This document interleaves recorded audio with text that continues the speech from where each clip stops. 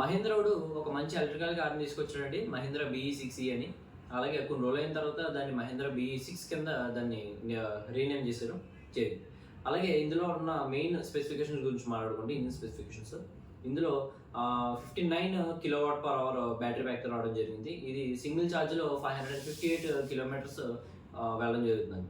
అలాగే దీని యొక్క సేఫ్టీ ఫీచర్స్ ఏమైనా ఉన్నాయని చూసుకున్నట్లయితే 7 ఎయిర్ బ్యాగ్స్, అలాగే ABS, EBD, ESPతో వాళ్ళు ఇవ్వడం జరుగుతుంది. అలాగే ఇంకా చాలా ఫీచర్స్ ఉన్నాయండి. అలాగే ఇంటీరియర్లో ఏమైనా ఫీచర్స్ ఉన్నాయా అని చూసుకున్నట్లయితే ఈ 360 degrees parking camera, panoramic sun roof, అలాగే 16 స్పీకర్స్ హార్మోన్ కార్డన్తో ఇవ్వడం జరుగుతుందండి. అలాగే ఇది 0 to 100 కిలోమీటర్స్ని 6.7 సెకండ్స్లోనే అచీవ్ చేయడం జరుగుతుంది. ఇది ఒక బెస్ట్ SUV అని చెప్పుకోవచ్చండి.